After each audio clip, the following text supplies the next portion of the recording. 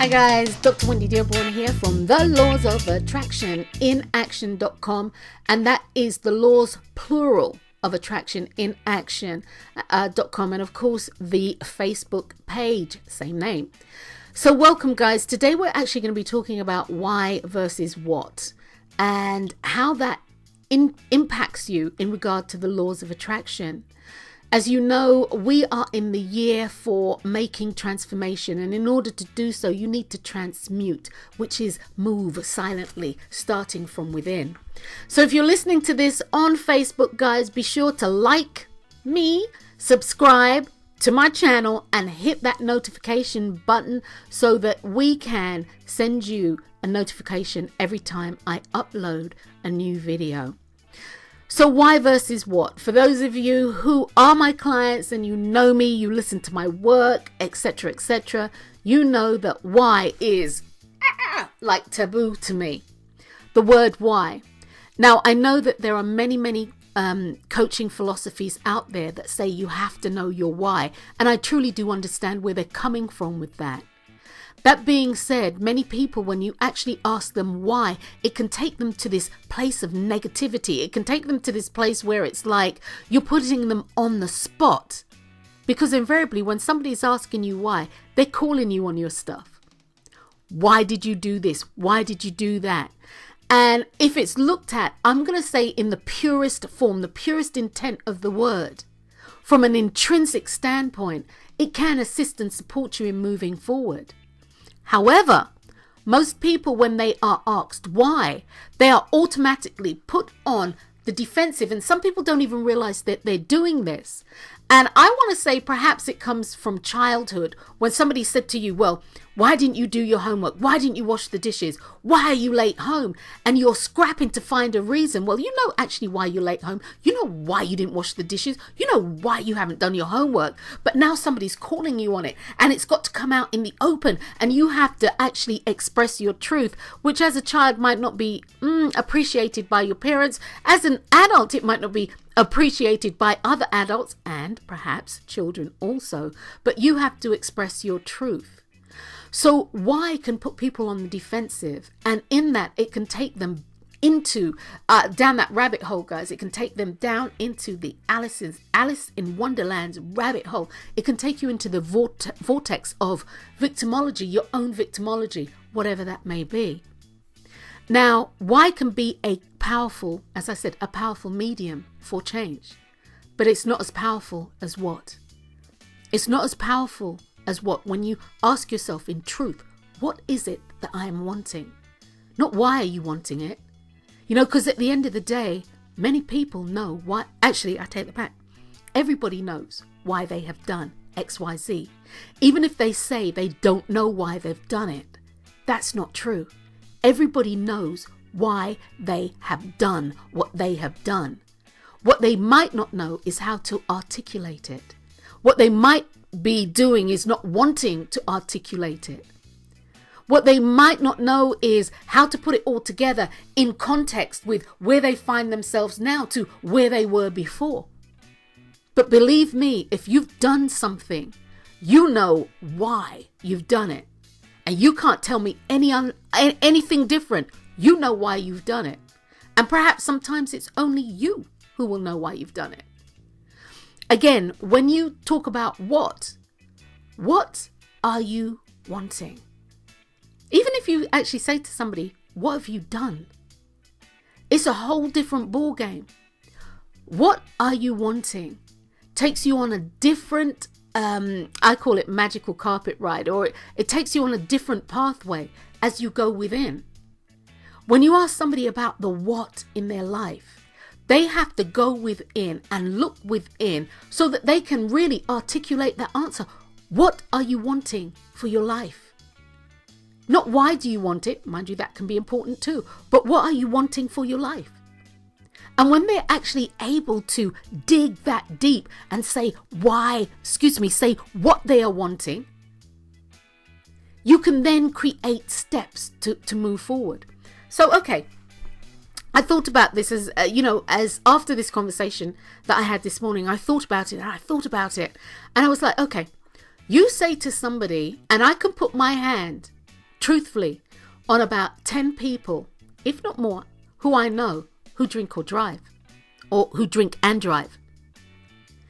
They know, I'll say, well, why do you do that? Well, I could make it. Oh, the house was just down the road. I hadn't really drunk that much. I just had a light buzz going on. They can give you all the reasons why.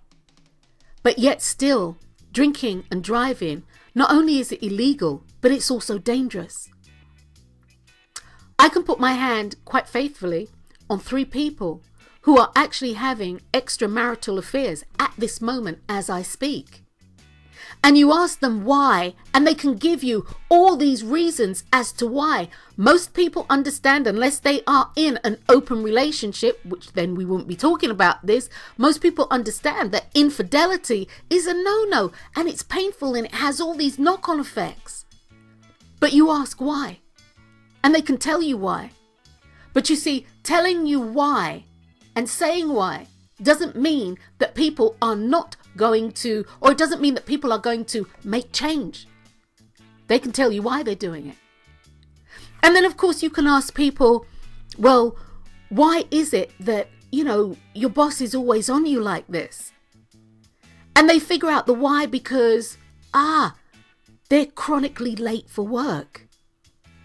And from there, they can make change. They can make change where they are no longer chronically late for work. And so the boss eases up. You can say, why is it that you are unhealthy? Or, okay, why is it that you can't lose weight? And people can give you a series of, reasons as to why they can't lose weight. And yet still, that why isn't powerful enough for them to do anything about it.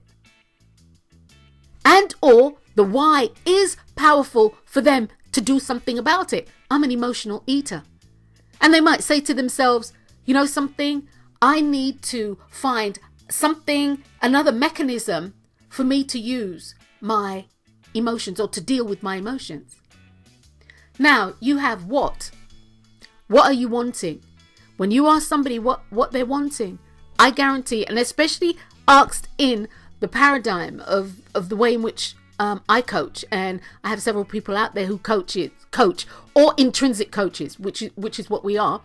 You ask, what are you wanting? This is an intrinsic question. Why is extrinsic? Why takes you on that thing where you have to think about things that have happened in your life? The what takes you inside so you can think about things that you want to happen in your life that may not have happened yet.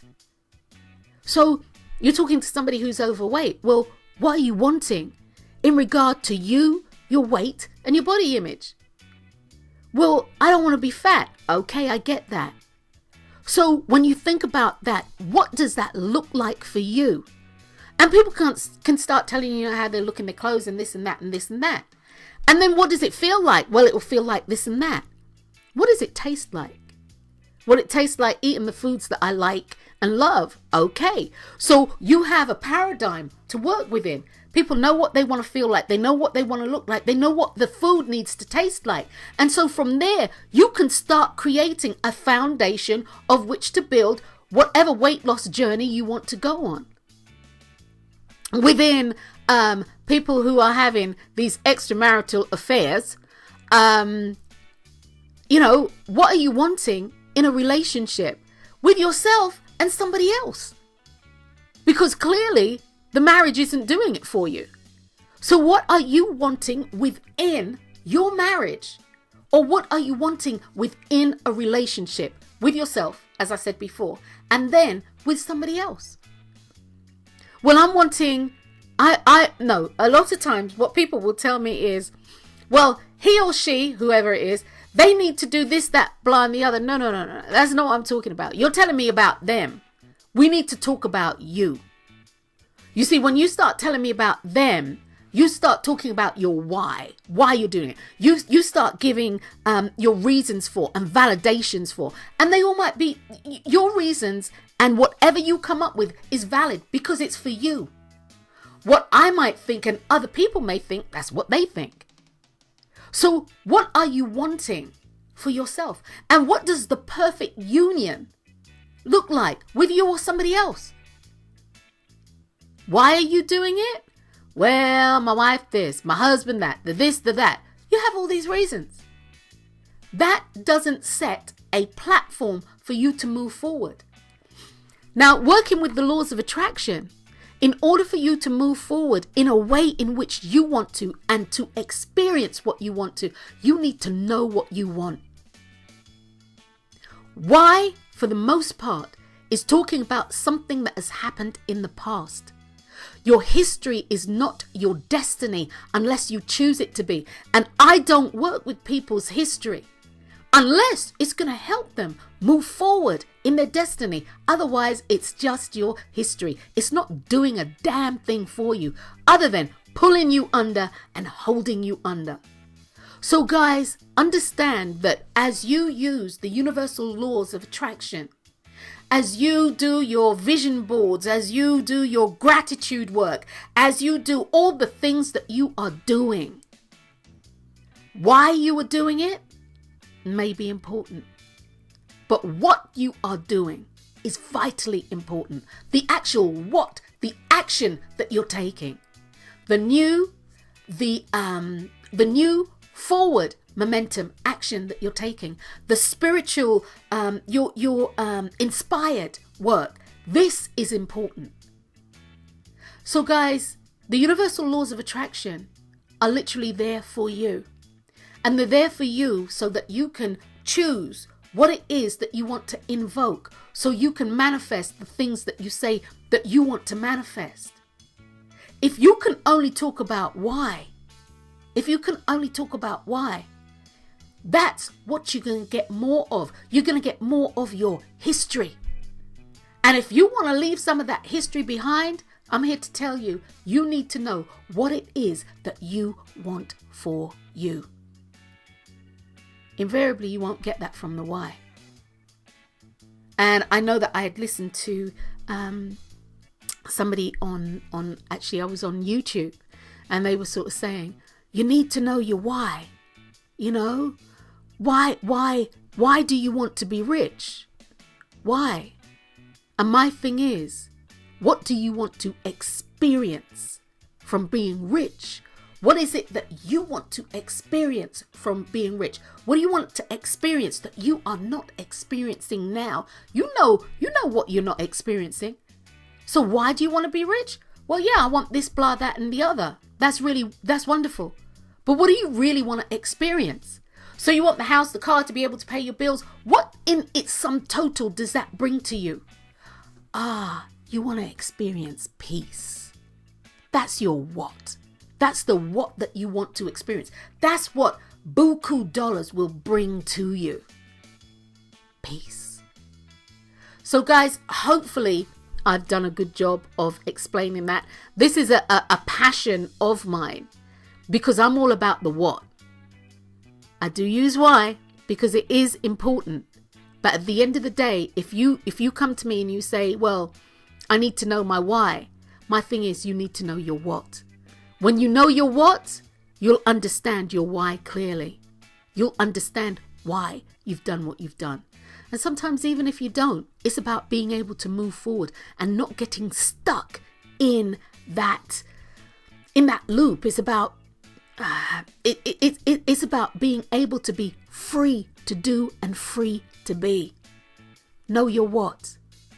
Your why, okay. But know your what. If why stops you from doing what you're doing, then fine. But when you stop doing what you're doing, don't you need to know what it is that you want to do so you can do it?